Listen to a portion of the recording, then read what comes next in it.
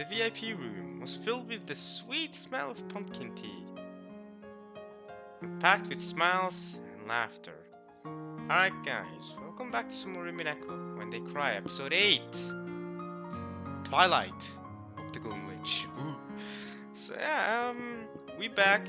Last time we had Angie get all upset over Battler, because that's not the truth she thought. She had imagined for herself what's going on during this day of 1986. So yeah, Battler told her, alright, then just be an observer. Then Beato came in and she showed Angie magic, the one that's not the observer, the one that's that's a piece. And yeah, now we're here in the VIP room, assuming we're having Battler and Beato out here. So let's keep it going. Alright.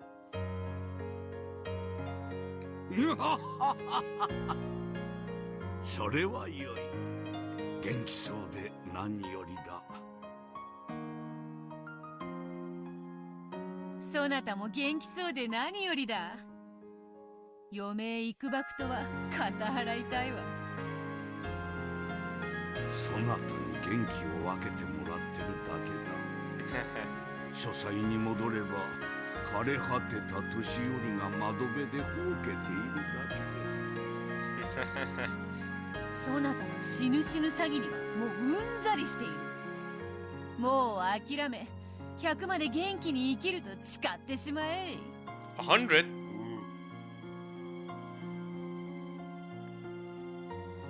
俺もじい様には6年ぶりに会ったけど全然変わってねえんで驚いたもんな。バトラメ。バトラメ。この6年で世辞まで学んだか。Flatter. 残念だがそれは節穴というものよ。しっかりかっきり老いぼれておるわ。金蔵が100歳になってピンピンしているのに1000円かけるぞ。1,000 yen is not. It's not that much. That's really not that much, is it? That's not a lot. ああ、俺も100歳になってもじい様は今と変わらないさ。And you have to think about it. This is the Ishirome family, okay? 1,000 yen is nothing to them. Yeah, it's nothing to Beato and Battler. They're hella rich, bro. They're hella rich. So you should be betting way more than that. Come on now. Come on now. Weak. For being so rich, you're weak.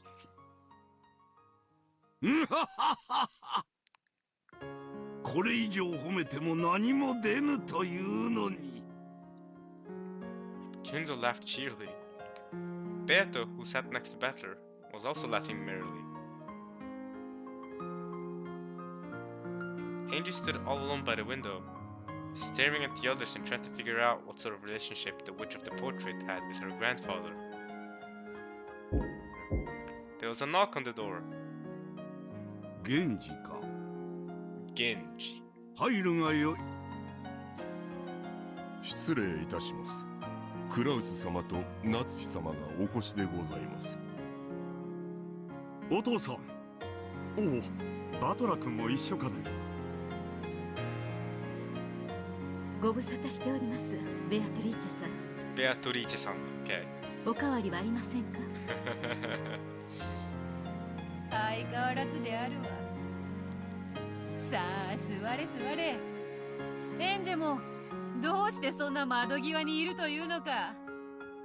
こっちへ来て座るがいい。エンジェ、こっちにおいで。ここで見てるからいい。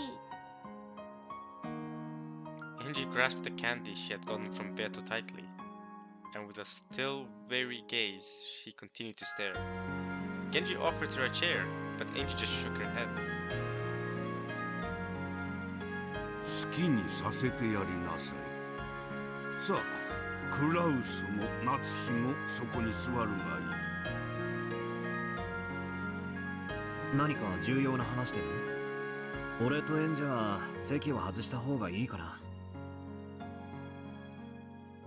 おいおい、そなたが帰ったらわらわは誰に相づちを打たせればいいというのだ。金蔵、バトラがいても構わぬであろう。隠す話でもない。構わぬ。However, he had called Cross and Nazi to the VIP room to meet Beatrice, the Golden Witch. It was hard to imagine that Kinzo wanted to have a casual conversation. After Kinzo said he didn't mind, Beato also asked Battle to stay, so he decided to do so.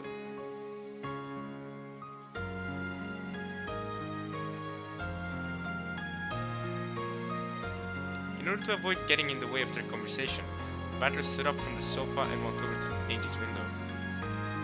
When the big brother finally came back to Angie, she clung to his waist, as though determined not to let him go away again. Oh, come on, Angie.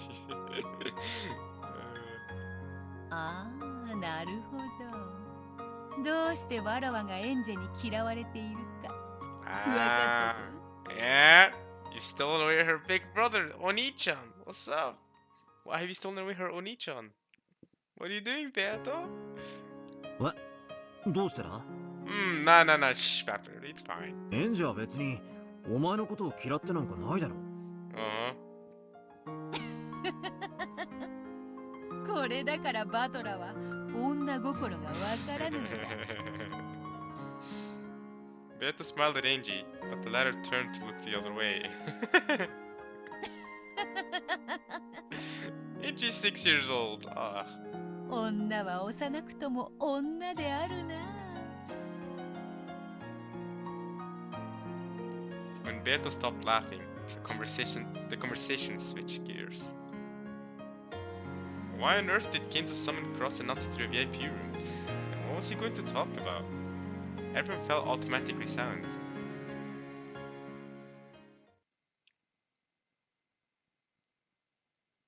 黄金の魔女ベアトリーチェよ。滅ぶ運命にあったはずの後ろ宮家を救ってくれた大恩、一日たりとも忘れたことはないぞ。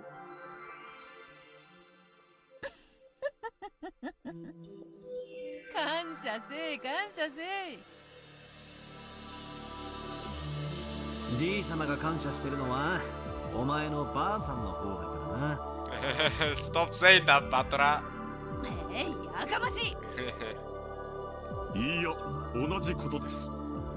莫大な黄金を3代にもわたり後宮家に貸し付けてくれました。それも無償で。本当にいくら感謝してもしたりません。黄金などわらわにはレンガも同じよ。置き場もないから金蔵が預かっててくれて助かる。ひゅー、死ぬ前に一度は言ってみたいセリフだぜ。黄金の魔女ってお金持ちなの？ I mean, her name is the Golden Witch. そりゃそうだな。If a Golden Witch wasn't rich, then what kind of rich witch are you? 何しろ10トンもの黄金をほいっとじい様に貸し出したんだからな。そうだ、必ず返すと約束し、もう数十年も借りている。その恩はもはや返しきれないほどだ。当家が感謝の気持ちを忘れたことはありませんねえ、あなた。無論だと3代にわたりベアトリーチェさんたちが気前よく貸してくれなかったら後宮家はとうに滅んでいましたと。夏湾のお父さんとて軍資金がなければ何もできなかったんですから。もはや金が金を呼び、黄金の軍資金は静かに眠るのみだ。クラウス、私が何を話そうとしているかわかるか？ Since the moment Cross had been summoned here, he had guessed about the things Kinzo's words now hinted at. All things borrowed must someday be returned. That day had finally come. Equal exchange, full metal alchemist. はい、分かっています。お父さん。ベアトリーチェ、私はもう追い先はわずかだ。おそらく今日のこれが私とお前が会うことのできる最後の親族会議になる。何を気弱なことを。そんなことがあろうはずもない。Beato alone laughed. She looked at Battler, so we left along with her, but Kinzo and the others remained silent. Apparently, there existed some major concerns about Kinzo's health. 無論来年すぐに死ぬつもりもない。And of course, it makes sense that Angel doesn't remember Kinzo that well if you add on the fact that when Angel was 5, when she visited the family, the conference when she was 5, Kinzo never even went down to meet her because they had to hide his existence from that year as well. So last time Angie saw her, at the latest would have been when she was 4. So that's hella young. しかし来年会おうと絶対の約束をすることはおそらくできぬ。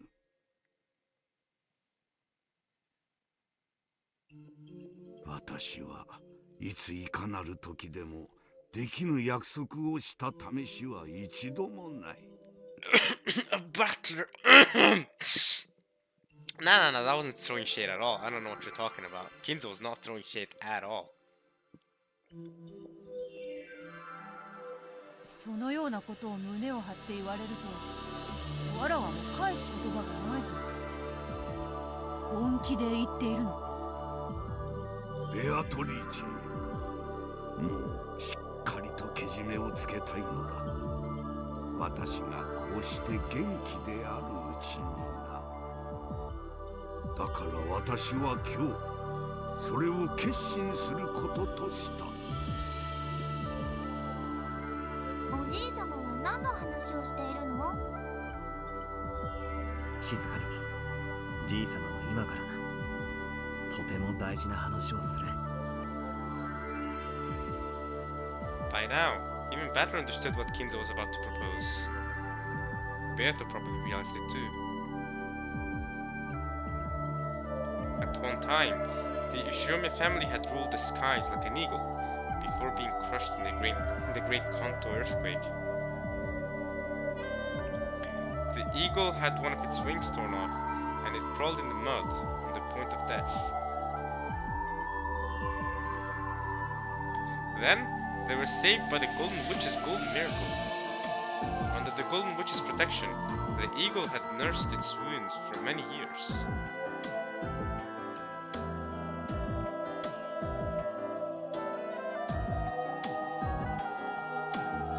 And now, finally, it was time for the eagle to leave the nest the witch had provided. そなたの祖母より借り受けた黄金をすべてそなたに返還する。クラウス、異論はないな。もとよりあの黄金は後宮家のものではないのか。無論です。何の異論もありませんとも。良いのか、クラウス。そなたは投資家であろう。金はいくらあっても足りぬであろうが、金蔵から黄金を譲り受けたいと思っていたのではないのか。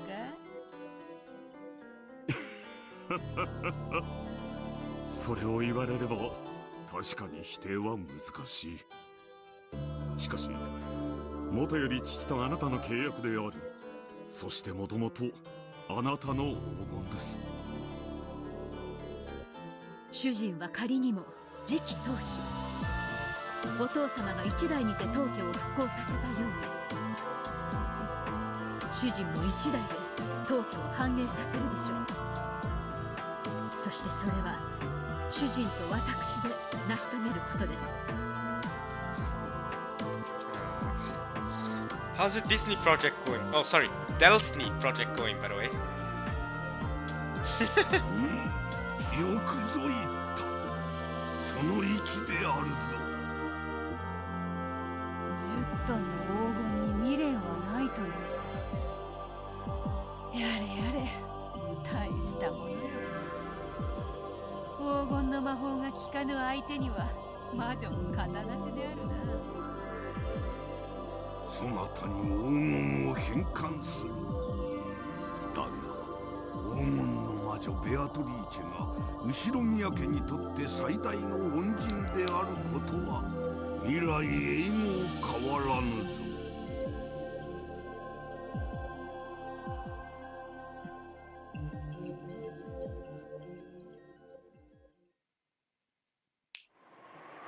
To return the gold once lent by the Golden Witch. It was both simple and clear. Simple and clear. It's the way that you're making me feel tonight. It's hard to let it. Okay, anyway. However, the expression worn by the Golden Witch herself was slightly lonely. Angie couldn't understand why this was. 返すというものをいらん、やるとも言えぬしな。やれやれ。Beato rose from the sofa. Then, she walked up to the window and looked down at the rose garden waving in the wind. クラウス、我が遺産についても私が生きているうちにお前たちに贈与することにした。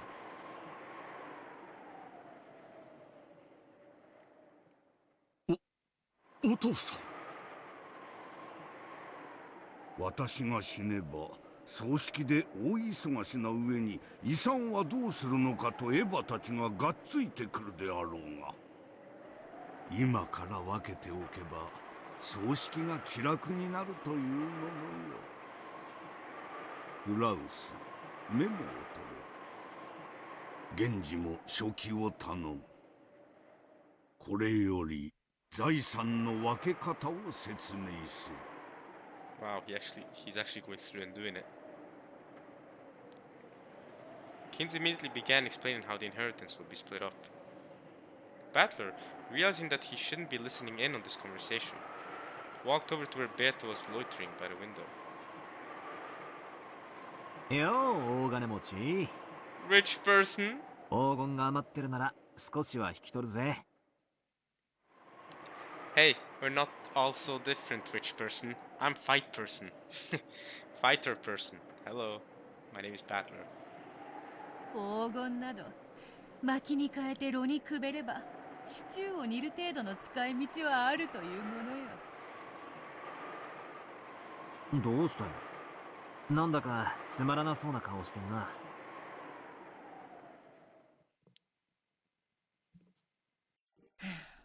とうとうこの日が来たか。寂しいものよな。そうか。わらわの魔法で後ろ宮家はよみがえり、そして六軒島は生まれた。その後ろ宮家がもうわらわの黄金の力には頼らぬという。わらわの魔法から巣立つということだ。そうだな。そういうことになるな。わらわは六軒島を魔女の島とわらわの島と呼んできた。そうだったな。その六軒島がわらわに黄金を魔法を返すという。六軒島が魔法から目覚める日が来たということだ。そうだな。最後のゲームと分かってはいたさ。しかしこういう形ではあってもそれを切り出されると意外に応えるものよ。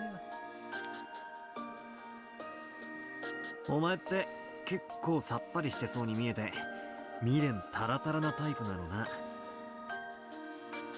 残忍で必要なタイプは大抵は寂しがり屋で未練がましいものよ。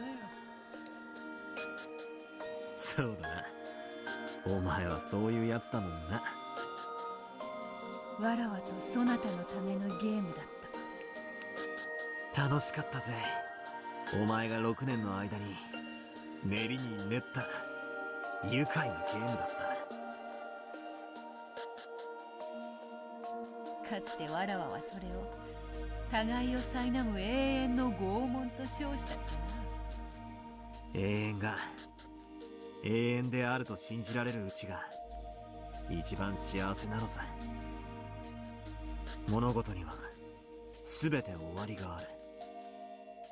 そしてそれを自覚しなければならない。目を背けずにな。昇らぬ日はないように、沈まぬ日もねえってことさ。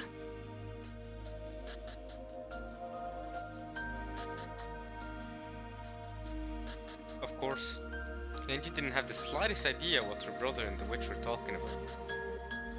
However, even as young as she was, she could feel that the pair had spent an incredibly long time together, and that they understood each other so well that they might as well be a married couple. Then, Beto noticed her reaction. レンジ、わらわたちはかつて互いのためにゲームを紡いだ。しかしそれはもう終わった。このゲームは今わらわたちのためでなくそなたのために紡がれているのだ。 They were talking in riddles again. Grasping the key that hung by her chest, Angie looked at her brother's face. 今日という日の猫箱の中身を俺たちはエンジに届けなくちゃならない。お前に持たせたその鍵は猫箱を開くための鍵なんだよ。猫箱って？今日という日のことだ。エンジがあれほどたどり着きたいと願った今日に、お兄ちゃんは魔法の奇跡でエンジェを招いた。エンジェは最後の魔女として今日という日を語り継がなくちゃいけない。それは私がここに残ってはいけないということ？ Angie's tone was slightly tense. She understood what her brother meant, and it made her frown. That's for you to decide, Angie. 私は1986年の六軒島へたどり着きたくてどれほど長い間苦しんだことか。そして私はやっとたどり着いたの。なのにそれを追い出すの？お兄ちゃんは言ったわ。私が自分で決めていいって。そうだな、確かにそう言った。帰らないわよ、私は。そしてまるで私を甘やかすかのようなこのおかしな作られた物語もやめて。私は今日という日の真実を知りたいの。12年を経ても遡りても気難しい女であるな。うるさいわね。あんたには聞いてないわよ。それにあんたこそ何よそのざまは。黄金の魔女は復活の儀式のためにやってきたんじゃないの？雷鳴と共に島に現れ、これから13人もの人々を生贄に捧げようとしてるんでしょ？そのあんたがなんでこんなにものんびり団らんしてるのよ。わけがわかんない。わけがわからぬのはそなたの方であるぞ。なんだそなたは。わらわにそんなにも人殺しがしてほしいのか。あんたはそれを物語に記してメッセージボトルに封じて海に投じたわ。後の世界にはそのうちの2本が伝わってる。どちらもひどい連続殺人の物語じゃない。2本しか流れ着かなかったとは残念。一番の力作だったランドが人目に触れなかったのは残念なことだ。Wait, what? Land of the Golden Witch? Golden Land? What? That's not this episode's name, so... And there's no such thing as an episode 9, so... I guess we'll never see Land of the Golden Witch. That could have been interesting. 前から聞きたかったんだが、あのメッセージボトルは何なんだ。そなたとのゲームを練りながら、その過程で生み出した派生の物語のようなものよ。一つのゲーム版から異なる複数の物語を無限に紡ぎ出せることに気づき、面白くなってしまってな。いつか俺に読ませようと書き溜めてたわけか。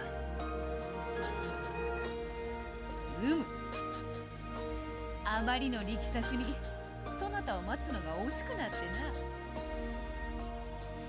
孤島物の古典に習い、わらわもそれを瓶に封じて海に投じてみたのだ。ミステリアスであろう。バカにしないで。あれはあんたの犯行計画書よ。あなたは黄金のありかをちらつかせながら親族の不和を煽り、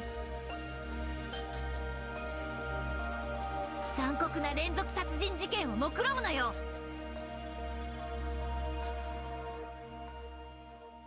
やれやれ。1998年ではわらわはそういうことになっておるのか。なるほど、無理もないことであるな。は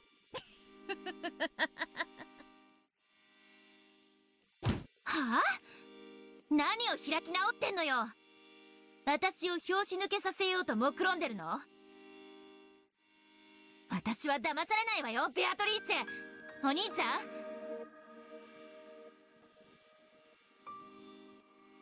私に魔女はいると屈服させたいんでしょ？その手には乗るもんですか？私はお兄ちゃんの手なんか借りなくたって一人で真実にたどり着いてみせる。ここがその真実であるというのにか。そなたはかつてグレーテルと名乗ったが、どうやらミチルと名乗った方がふさわしいようだぞ。That's probably a reference again to Hansel and Gretel. Mythos were a character in that, but I don't get it because I've never... Well, I read a quick synopsis of the story, but I don't know if Mythil is a character in that story. Could be a reference to something else, but I don't know what Mythil is. I don't know what that means. I don't know. It's probably a reference, it's probably a good joke though. It's probably supposed to be funny, but too bad Beato, I don't get it. いい加減にして。 And you tried to slap Beato's cheek. Ooh. However, the difference between their heights was so great that Beato dodged before the hand could reach her. Imagine that sounds really funny. バカバカしい。バカバカしい。私は認めないわよ。こんな茶番が真実なんて絶対に認めないんだから。 After Angie yelled those words, her eyes grew cloudy. They cleared up almost immediately. By that time, she had already gone back to her 6-year-old self.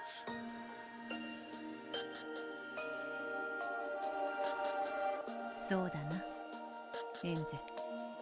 それがわらわが残した罪であり、最後の物語を用意する理由なのだ。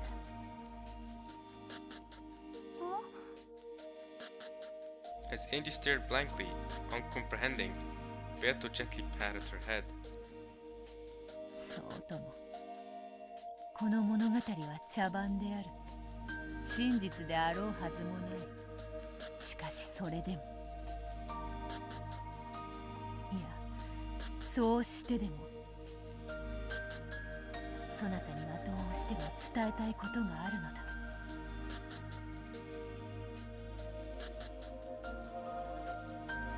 ベアト、それはもう俺が伝えてる。それ以上無理強いしたくない。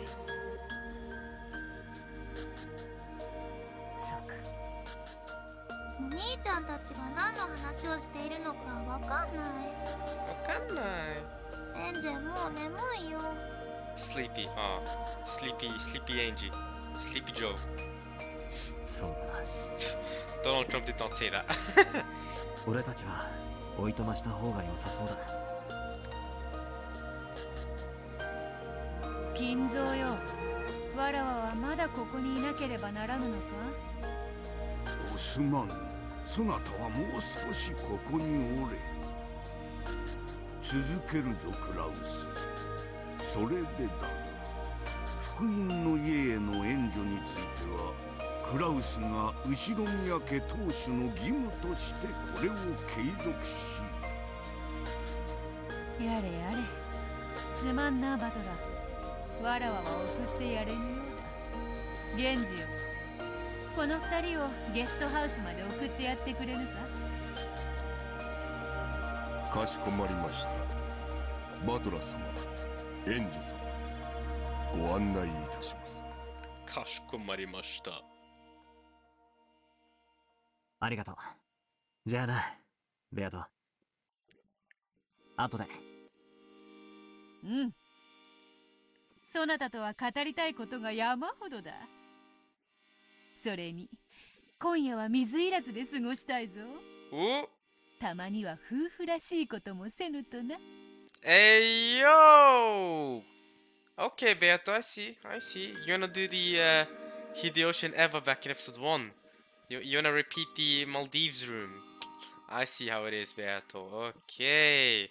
But wait a minute. No, wait. Wait, she can't do that though. Oh no, I just remembered. She can't do that. Because of her injuries. So, oh no, I just remembered that, and that just made me depressed again, man. The injury. Even if she wanted to do that, she can't. That's very depressing, man.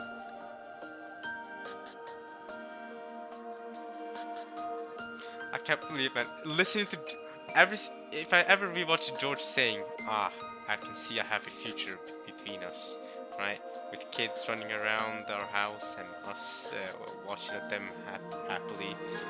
I will never be able to watch that scene the same ever again. Because even if she wanted to bang someone, she couldn't. She's injured. It's done. It's actually done. She has a body, like she called it. She has a body incapable of love, and that's just crazy, man. The thing is, physical love is important too, right? It's not just the emotional love that's important. The physicality is important too, and when your body's incapable of that, that's rough. Can I ask something that might be a bit insensitive because I don't know how that works? Can I ask? Does the feeling go away completely? I wonder how that works. Or does it depend on the injury? Can the feeling go away completely just because you're injured, beyond repair? Like, how does that work? You know what I mean? How does that work? I wonder. Or can you still feel the feeling and you just can't? Obviously you can still feel love, you can still feel emotions and all that, but you can't, because of the injury in I guess do you like not feel any do you not feel any sexual feelings whatsoever if you're injured like that? How does that work? I don't know, because I don't know. I've never actually looked this up. I've never actually been so curious to wonder that much about it, but now that Beatrice is in that situation, it's not a bad question. However, it is none of my business, so you know, I'm gonna choose not to Google it. But if one of you guys already knows the answer, you can let me know if you want to. But yeah, I do wonder. Speaking, something else that I want to mention is Berta's tie that she's wearing goes under her suit. goes under her suit because obviously it's on the inside, right? It's where her shirt is at, right? But then she's wearing a suit over it, and her tie is going under it, like, and then it's going out from under it. What? it's going out there. Okay, you know what? I just noticed that, and that's kind of wild. But okay, Beato, you can wear your suits however you want to wear them. Suit with the skirt combo is interesting. Alright, Beato. なんだよ、夫婦らしいことって。It's too bad because she actually can't.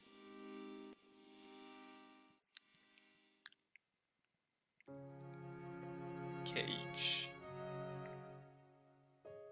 Because Angie had gotten so bored, she had grown very sleepy. It would probably be best for her to take a quick nap. Battler walked through the windy rose garden, pulling her by the hand. When he questioned her guide, Genji, he learned that the old servant had known beforehand of Kinzo's desire to return the gold to Beato, and settled the inheritance problem early.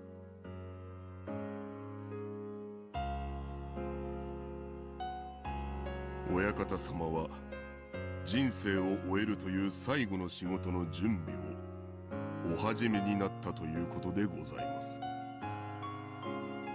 自分が死んだ後のことなんて人は普通考えないぜ。やっぱじいさまはスケールが一つ違うぜ。I don't know, man. People think quite a bit about what happens after they die. I feel like, right? I feel like a lot of people write wills and all sorts of stuff. All people write like, oh, if I die, I'm gonna allow you to, you know, use my organs for scientific research or stuff like that. Like people do think that far ahead. Maybe not. I don't know if they think as far ahead as Kinzo, but Kinzo's never cared about the afterlife, at least from what we've seen up until now. But that could be a lie. Who knows? Kinzo's never been the type of person that wants to write a will or anything like that. So, yeah. 今日は後ろ宮家が黄金の魔女の庇護から飛び立つ新しい飛翔の日なのでございます。I guess I can say this right now too. You can also use my organs for research or help. I guess helping others if it helps. You know what I mean? Because once I'm dead, I can't really control my body, can I? So, you know, I'm giving you the AOK right now, just in case. I mean, who knows? I might die after this. Who knows when I die? But you know, there you go. So, since I'm giving consent right now, there you go. You can use this as proof that Amin's corpse is usable if you want to. Anyway,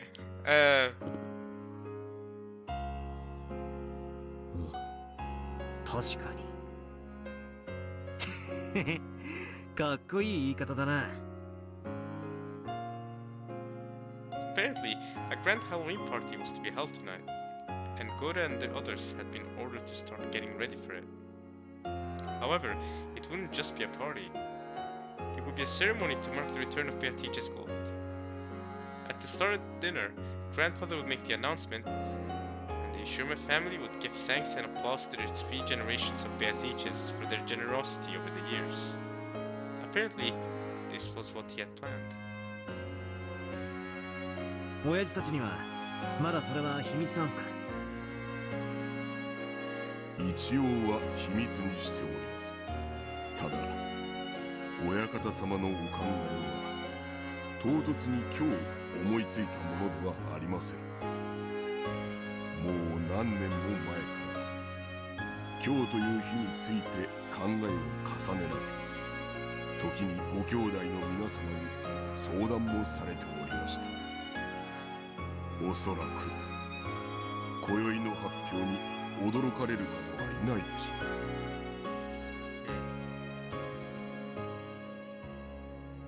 ょう。うちのクソ親父、どうやら会社のことで金の工面が大変そうだし、じいさまからのちょいと早い遺産のプレゼントに舞い上がっちまうかな。むしろ大きな責任に奮い立たれるでしょう。 Galvanized. ルドルフ様は島を出られ、大成し見事な成功を収められました。しかしそれは親方様の財産によって支えられたものです。 Yeah, seeing the word galvanized doesn't really help right now because I am, you know, studying batteries and stuff recently. But okay.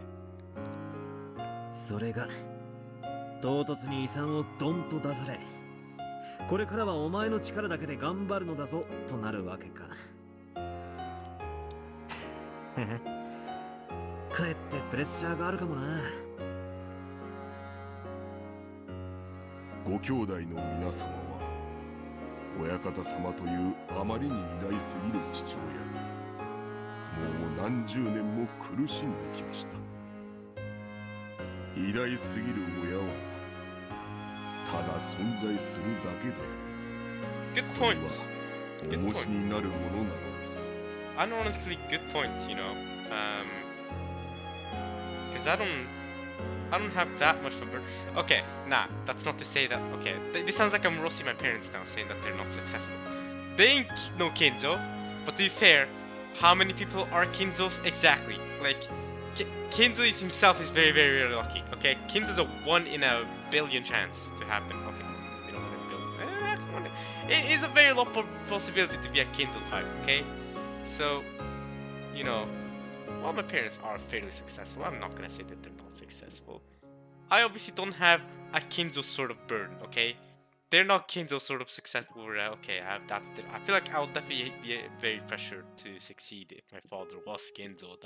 I'll be absolutely be horribly disgusted if my father was Kinzo. So I'm very happy that my father isn't Kinzo. Extremely happy. Very happy that I have the father that I have now instead. Nowhere near as disgusting, thankfully, but you know, and also I don't have as much of a burden, so that's what's up. それが今夜本当の意味で一人前になって巣立つってわけだ。親方様は今宵を黄金の返還式とお呼びになるようです。ですが最初は生前葬と呼ぼうと考えておいででした。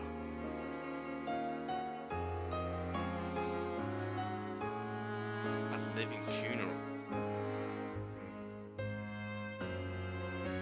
生前の葬式じゃなんだか落ち込んじまう。新しい出発の日、巣立ちの日って方が確かに後ろ宮家にはぴったりだぜ。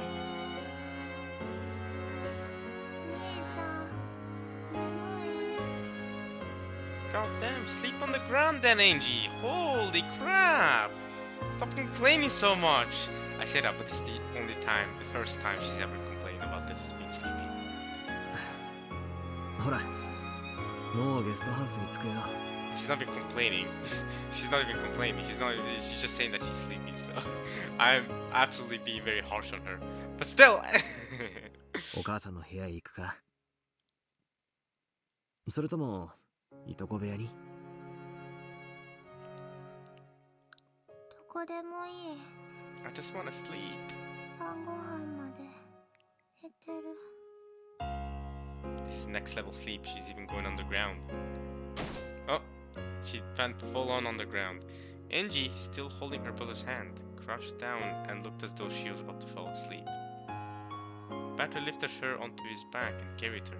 Battler, good job, Battler. As she felt the warmth and safety of her brother's back, Angie drifted off into sleep.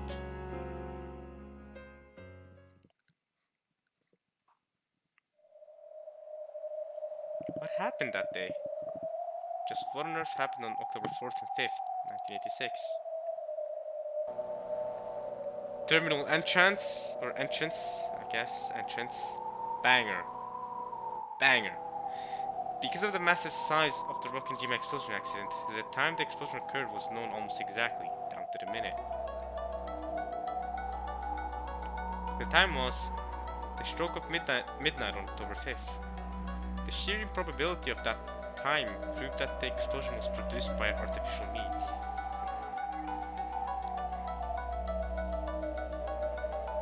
Later on, the following statements were collected from individuals who knew Ushiro Kinzo when he was alive. During his lifetime, Ushiro Kinzo built a clock rigged to blow up the island at exactly midnight. So that's a fact. Or at least that's a statement according to people who knew Kinzo. But if multiple people are saying this, are giving out this statement, that means it's probably true. This clock was apparently inside his secret study. Wait a minute. This clock was apparently inside his secret study. When he felt mentally cornered and wanted to think of a brilliant plan, he would activate that device and use the tension of the approaching midnight to bring some flash of inspiration to him. Who gave out those statements? How true is that? How much of that is true and how much of that is fan fiction? Basically. Because did he really activate this clock every single time? Or a lot like that? That sounds kind of wild.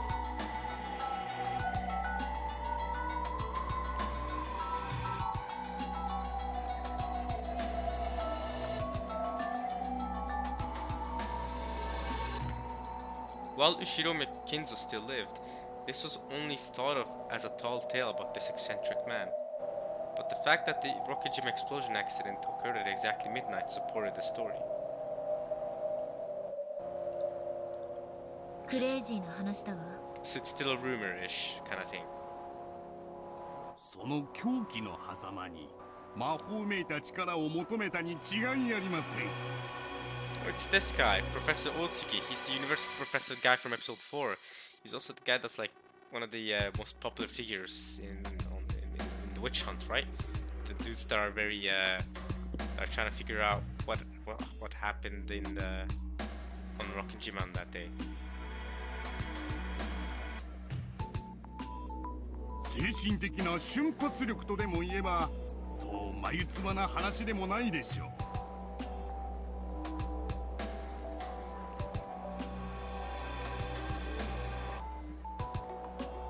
Professor Otsuki spoke passionately. Witch hunters, enthusiasts who treat the mad fantasies surrounding Rokujima as their plaything. Yeah, we learned about them in episode 4 a little bit.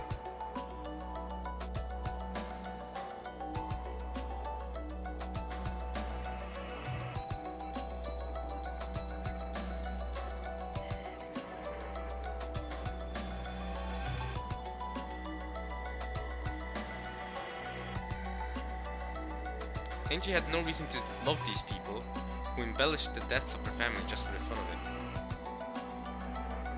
And yet, how ironic it was for Enji, who wanted to know what happened that day, that these people were the ones who knew most about that island. その仕掛けを使えば、島を跡形なく吹き飛ばすことができる。後には何も残らない。あそこで何があったとしても、なかったことにできる。 後宮エバ氏が何がしかの陰謀の首謀者であるとする説は早くからささやかれてきました。しかしあれだけの大爆発をいかにして起こしたのかが説明できずにいました。その仕掛け時計によりそれが可能であったことが証明された。さようです。後宮エバ氏は24時に爆発すること、そしてその爆発半径について十分に理解した上でクワドリアンに避難していたと考えられます。財産を独り占めにするためにみんなを殺して爆発によってその痕跡を消した。そう考えると六軒島のミステリーは最も筋が通ります。エバ氏があの日あの島で何があったのか語ろうとしないことにも合点がいくわけです。 Where was that rigged clock? And how did you ever find it? several forgeries have speculated on this matter. There's no need for me to waste time thinking about it.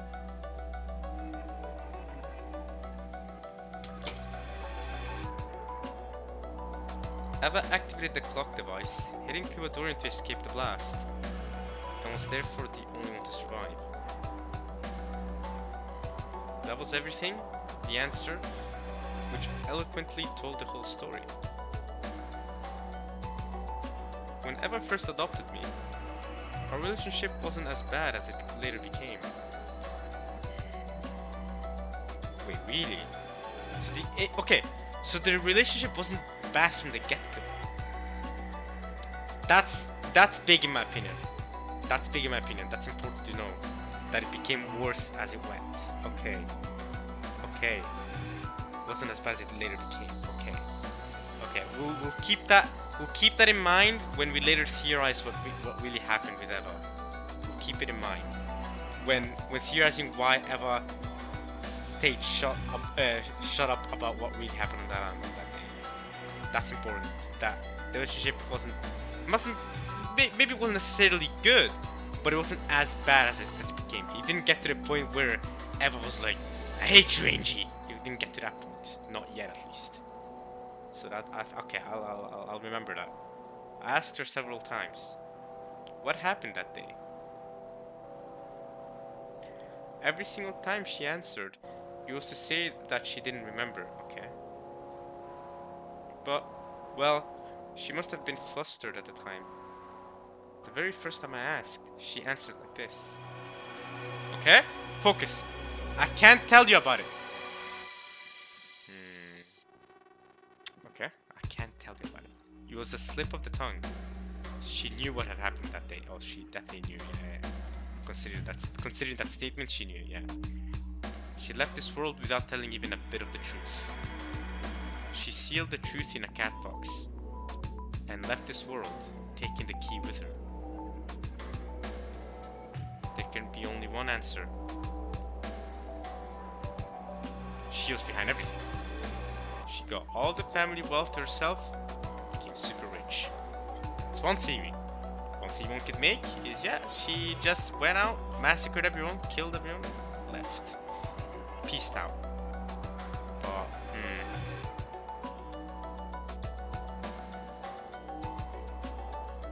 And afterward, she lamented the fact that her beloved son would never inherit any of what she had created, and she cursed me.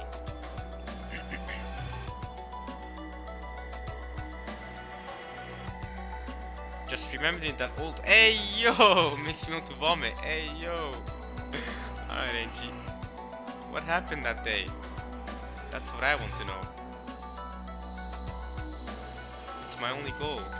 The one reason I'm still alive. However, later on, I had to come to grips with the fact that my goal was an abstract one. After all, even if I don't know what happened that day, as for who did the crime, the who done it, that is already clear. It is? Yoshiromi Eva, huh? She's the culprit, okay? You're certain. That has never changed since the beginning. Yes. I'm not trying to find out what happened that day. I'm trying to find out what Yoshiromi Eva did that day. If I can reveal that, then I can expose Eva's evil, even though she has already died. That is my true goal. The police also suspected that a crime might have taken place, and they did investigate. However, no matter how much they inspected the crater that had once been Rokkenjima, they didn't find anything at all. The public and the witch hunters cornered Eva with several pieces of circumstantial evidence, but they were unable to find a single piece of physical evidence. And so, though Eva was only the merest fraction of a shade away from guilty, they were unable to expose her crime.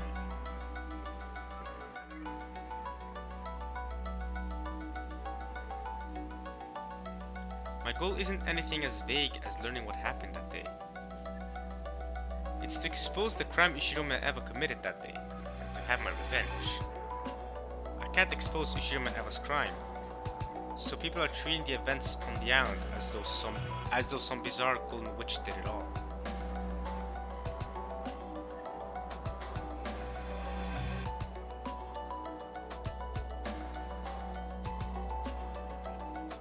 Defeating the golden witch means exposing Ushiro and Eva's crime for what it was.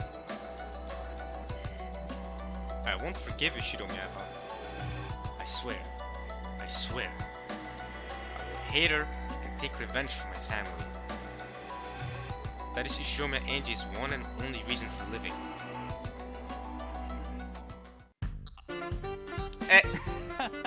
Turn it off! Hey yo, it's the meme! Hey yo! Could you turn that off? Go on. それだけ嫌われりゃ会長もあの世で笑いが止まらねえでしょうぜ。Jazz, jazz, jazz.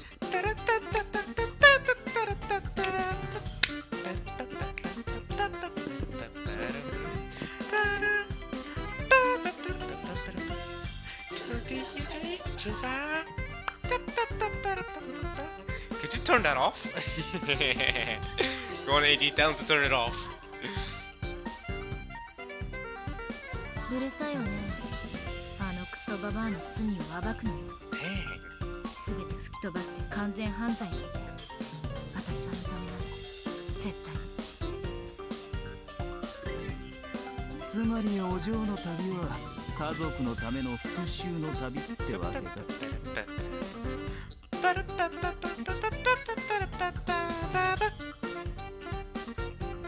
悪い？まさか。生きる目的があるの大いに結構ですぜ。それ切ってくれよ。Did you turn that off? おや You don't like Mzaki? M ザッキーは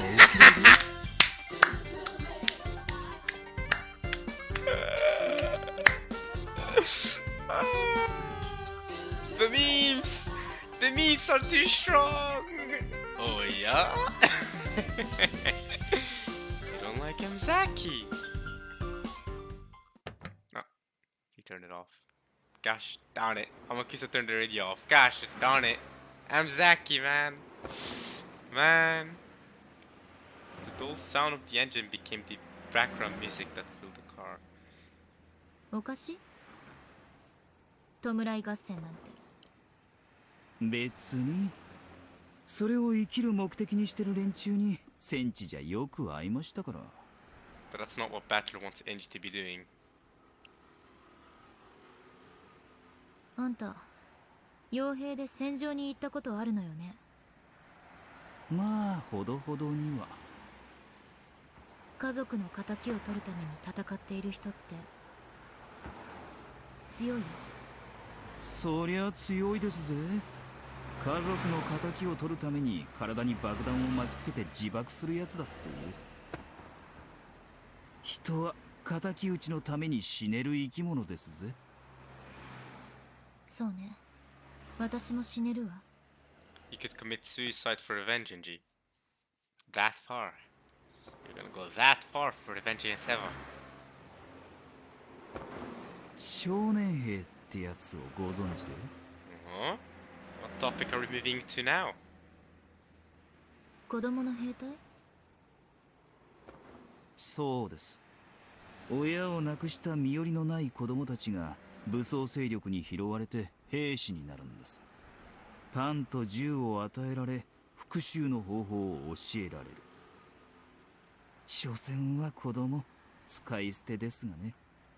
引き金さえ引けりゃ戦場じゃ誰だって兵士になれる。私がそれだって言いたいの？復讐は生きる目的になります。そして兵士になれるほどの力も与えます。親の亡骸にすがって泣くことしかできなかった少女が一夜にして兵士に生まれ変われるほどの奇跡を見せてくれる。復讐ってやつほどパワーを与えてくれるものはありませんぜ。そうでしょうね。それがまさに私だわ。少年兵問題ってのをご存知で？知らないわ。銃を与えられ復讐の仕方を習った少年兵はそれを生きる目的とします。いや、少し違う。それを銃を撃つ理由にします。しかし復讐ってのは終わりがない。いつしか銃を撃つのに理由がなくなってくるんです。どういう意味？復讐のために銃を撃っていた。それがやがて理由もなく銃を撃つようになるんです。復讐を忘れてしまうということ？できもしない復讐にやがて疲れ果て、その目的を忘れちまうんです。そして手元には銃しかない。やがて飯を食うために銃を撃つようになる。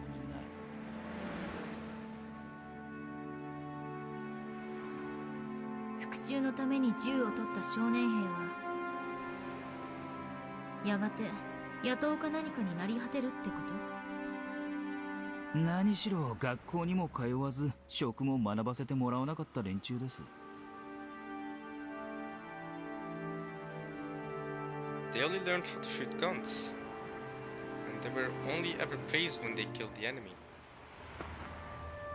やがて自分の生きる目的は復讐のためでなく、その手段のためだけになり果てる。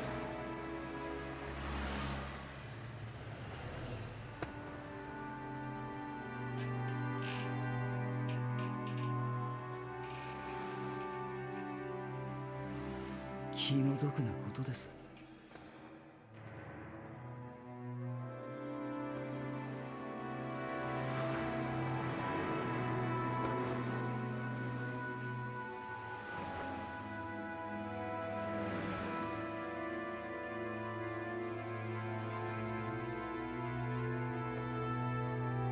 私もやがては復讐に疲れ果てて、私の場合だと何だっての？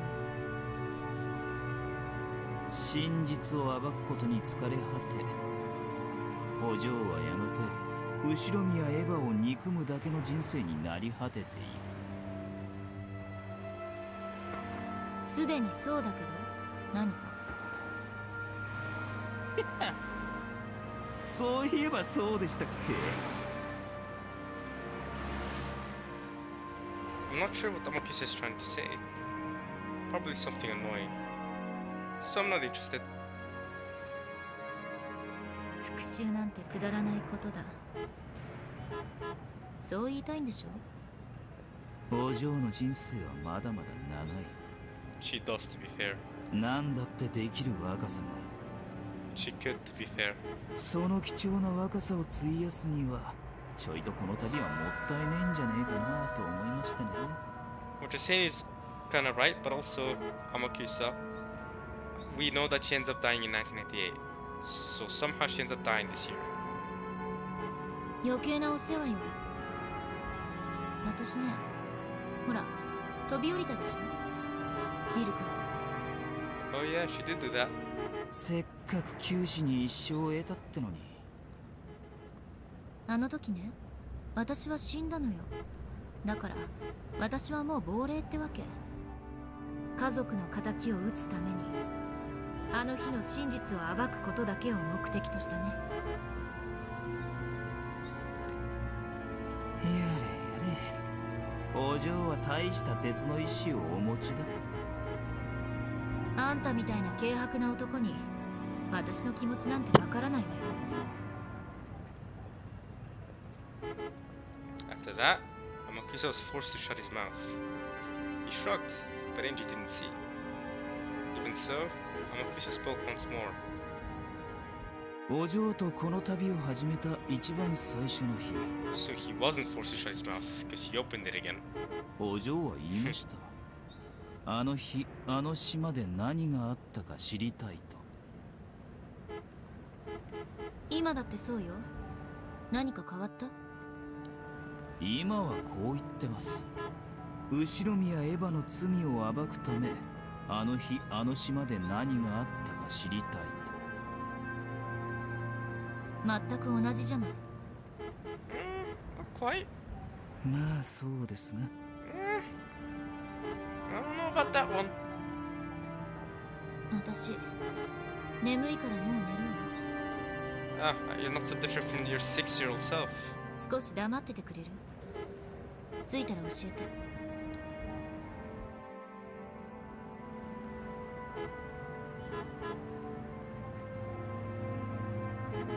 ええ、了解です。I wasn't particularly tired, really. I just said that because I didn't like talking about this. ならないでくださいよ、少年。Angie, who had decided to feign sleep, ignored him. But Amakusa kept talking. He wanted to make sure she heard at least this much. お嬢の旅は最初、真実を知る旅でした。それがだんだん復讐の旅になっている。真実を暴くことで復讐する旅だ。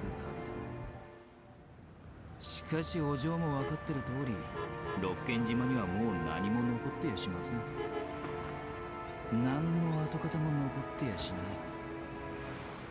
真実を暴くことは並大抵のことじゃないかもしれませんね。I know what Tomokisa's trying to say.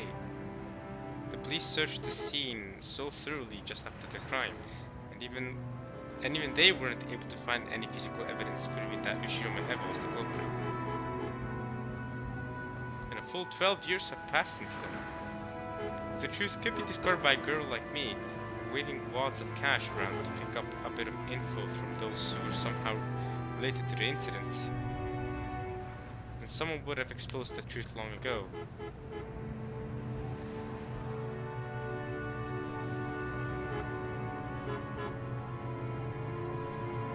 I might not be able to reach the truth. If so, then my first desire, to expose the truth, will probably fade away. After that, only my hatred for Eva will remain. Just like the child soldiers who forget their original purpose and live just to shoot. I will forget my original purpose and live just to hate. Eva! For all my hate of Ushirome Eva, my revenge of exposing the truth will have been foiled. But I will go on hating her anyway, and that will become all there is to my life.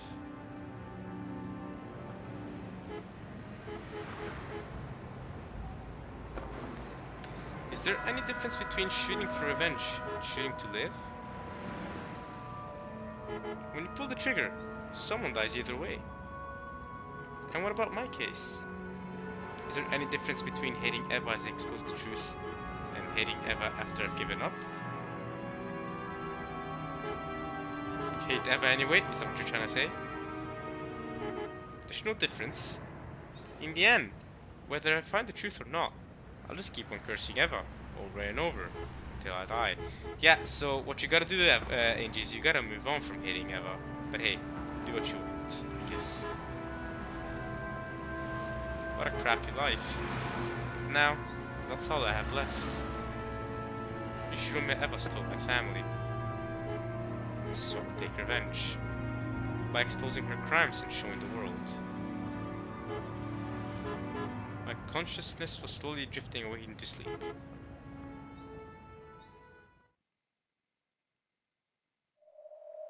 Why is Oni-chan showing me such a bizarre Rokkenjima? Is this supposed to be the truth? Enough with this farce. Why is even Oni-chan trying to hide the truth from me? I'm trying to find it so that I can avenge him and the others. Or would Oni-chan say the same thing as Amakusa? That revenge is meaningless, so I should stop. Is that why he's speaking in riddles, trying to make everything more confusing?